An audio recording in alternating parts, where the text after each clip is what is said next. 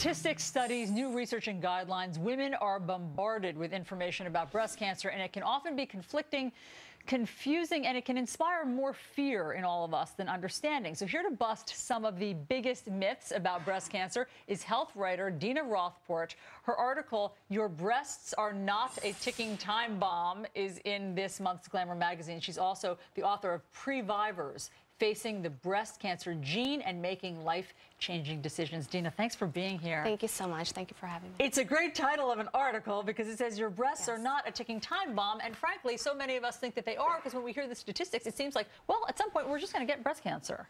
Right, absolutely. And for high-risk women, they do think their breasts are ticking time bombs, but for your average woman, the truth is they aren't. Let's go through the myths, because I think this will really help women this morning. Number one, breast cancer is striking more women at a younger age. It seems like we hear more and more women in their 20s or 30s wrestling with this. Yes, I think that young women, people think that young women are being diagnosed because there's so much more awareness these days. However, that's not the case, surprisingly.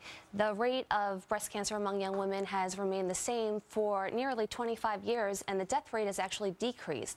However, young women can be diagnosed with breast cancer, and when they do, it tends to be more aggressive, so it's important that women see their doctors if they notice any changes in their breasts. Okay, next myth.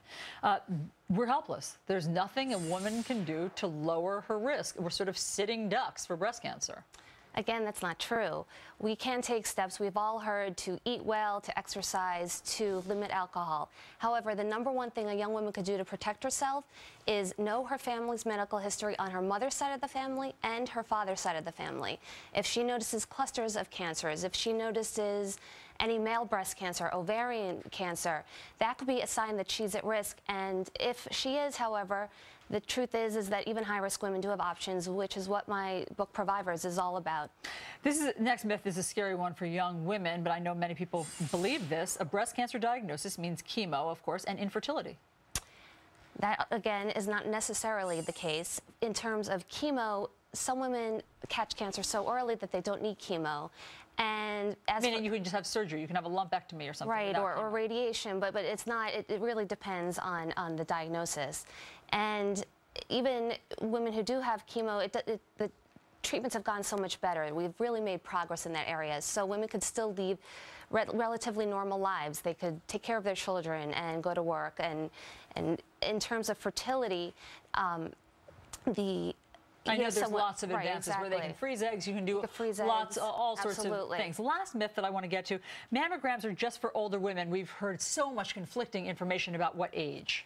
Yes, there has been a lot of conflicting information. Last year, an advisory group came out and said women should start getting mammograms at 50 instead of 40. However, the National Cancer Institute and the American Cancer Society still recommend that women start getting mammograms at 40.